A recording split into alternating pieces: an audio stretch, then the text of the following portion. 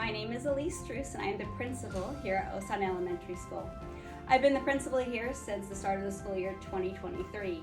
Our current enrollment is 537 students and we have grades pre-K through 5th grade here. I want to go over 3 highlights and then also touch base on pre-K program. To start out, I'd like to talk about one of our biggest areas of improvement, which is our 21st century learning. As you can see, our school has an open concept, and in order to be able to effectively teach our students, we needed to address how to do that appropriately using those 21st century learning skills in this kind of environment. We were able to provide professional development on how to best use our space and being able to use our space to be able to help students manage their learning and be able to collaborate and work with their peers. We have gone over co-teaching models, which help teachers partner together to teach students at their individual levels. Not every teacher has all the answers, and some students will relate sometimes better to one or another teacher at a certain time.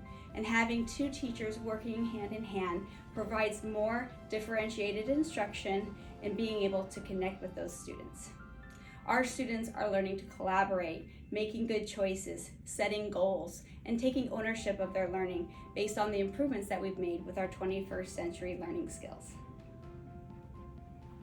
Communication is essential to the success of our school, and it helps us improve our partnership with all of our stakeholders.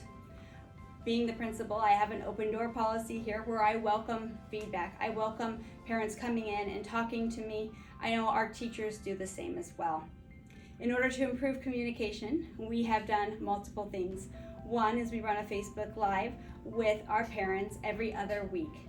Now, if they don't have Facebook, we also put that on YouTube and we send out the link as well, so they have an opportunity to hear what's going on in the school. We send out the Mustang Monitor on those off weeks that we are not doing the Facebook Live so that they have update information in writing. We have a student-run news show that we love. It's called the Mustang Minute. That helps us improve communication to all of our teachers and students, but as we get ready to go live, our parents will see as well and know exactly what's happening at our school. We really work hard on improving our direct communication even at the teacher level through emails, websites, newsletters, and having that open door policy as well. Finally, the last highlight that I want to share with you is our improvements in the multi-tiered system of support, what we call MTSS.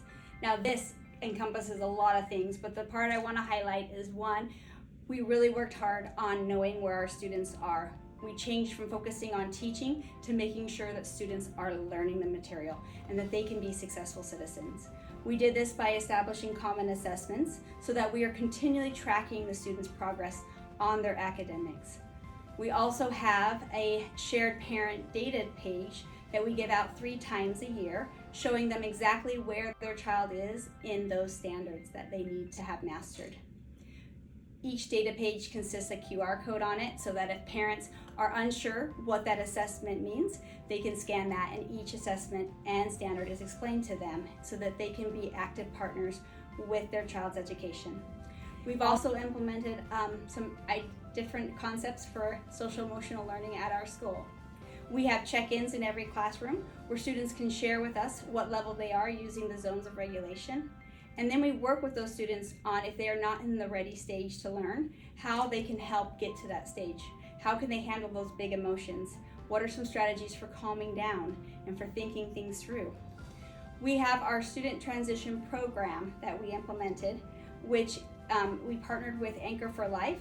And so students are actually taking on leadership roles on helping other students in the school feel welcome and have a friend right from the start when they move here. And while they're here, those students actually also help cover concepts like kindness and fear and making friends and moving. So it's really important that we have students partnering and supporting other students, helping them through those challenging times that our students face at one point or another. Finally, I want to share a little bit about our pre-K program because that is new this year. Our pre-K program uses the creative curriculum, which is the same curriculum that we followed when we had our Sure Start program. It's also the same program that they use in the CDC. In Create Curriculum, students have choice centers where they get to be able to move freely and participate in learning activities.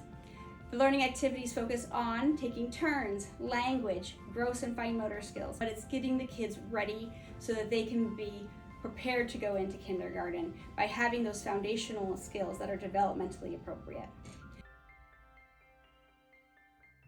We do family-style dining with our students, which is a great opportunity for students to sit down and eat as a team and be able to talk with each other and to be able to learn how to do those self-help skills of setting the table, passing the food, cleaning up their spot when they're done eating.